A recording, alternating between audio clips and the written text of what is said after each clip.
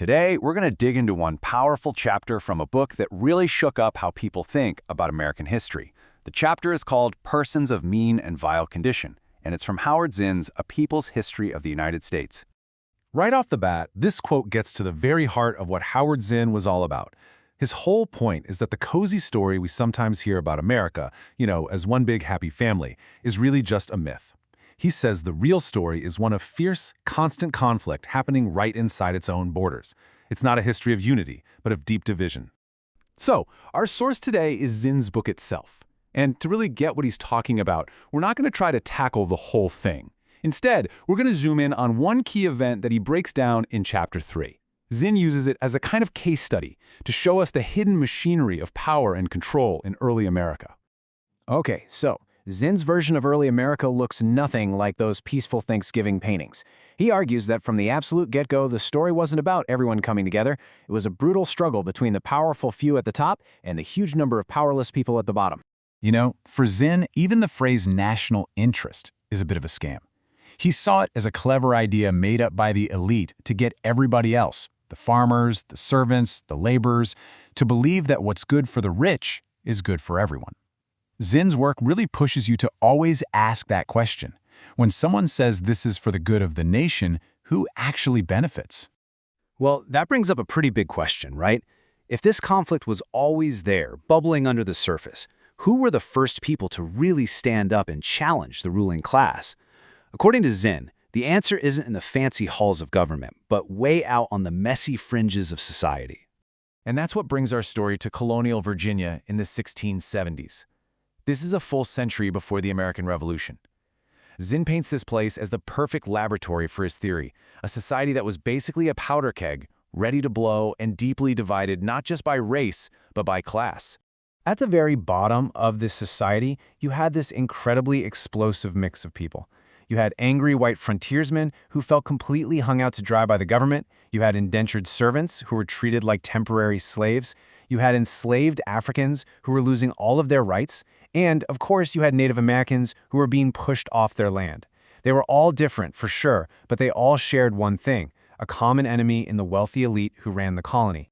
Then, in 1676, that powder keg finally ignites. The event is known as Bacon's Rebellion, and for Zinn, this is the moment the elite's absolute worst nightmare comes true, when all these oppressed groups decided to join forces.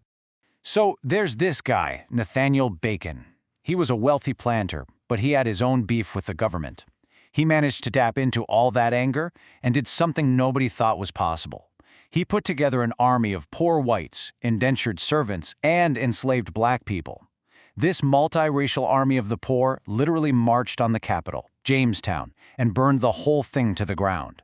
The governor had to flee for his life. For a second there, it looked like a real revolution. It was only put down after English soldiers showed up, and Bacon himself suddenly died of a sickness. Just stop and think about what this proved. It showed that the most exploited people in Virginia, black and white fighting side by side, actually had the numbers and the power to overthrow the government. Zinn argues that this alliance, this one brief moment where class mattered more than race, was the single most terrifying thing the ruling elite had ever seen. But here's where Zinn's analysis gets really interesting. For him, the rebellion itself is only half the story. The really crucial part, the part that echoes for centuries, is what the elite did after it was all over to make sure something like this could never, ever happen again. The strategy they came up with was simple, but it was devastatingly effective. The threat was obvious, a united underclass. So the solution? Drive a permanent wedge right between them. Virginia's leaders started passing new laws. On one hand, they gave poor whites a few small privileges, a little boost in status.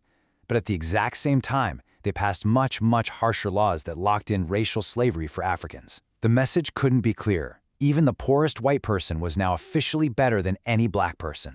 Zinn calls this drawing the color line. And this is probably his biggest claim in the whole chapter, that racism in America wasn't some kind of natural, unavoidable thing.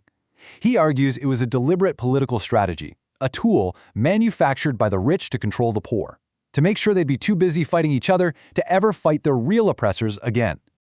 So in Zinn's view, what happened after Bacon's rebellion was way more important than the rebellion itself. It basically created a blueprint, a playbook for control. that would shape American history for the next 300 years. So you have to ask, why should we care about this messy fight in colonial Virginia today? What does it have to do with us? Well, for Zinn, it matters because the pattern that was set back then became the very foundation of the American social and political system. This tactic, using race to stop poor people from realizing they're on the same team, became the American elite's signature move. Zinn argues that again and again throughout history, whenever poor people of different races started to find common ground, you could stir up racial division to pull them apart, making sure the basic power structure stayed exactly the same. And eventually, this strategy got built right into the system. As Zinn points out here, the creation of a large middle class acted as a buffer. By giving this group just enough wealth and status, the elite made sure they would almost always side with the people at the top, against the people at the very bottom. It created this incredibly stable pyramid of power, held together by laws and social norms, not just by brute force. And this all leads us to one last really powerful thought from Zinn. His whole project, this entire book, is about finally listening to the voices that history usually ignores, the persons of mean and vile condition.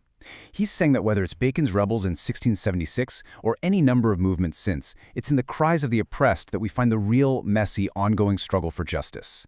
And that kind of leaves us with a question, doesn't it? In the big story of a nation, whose cries do we choose to listen to?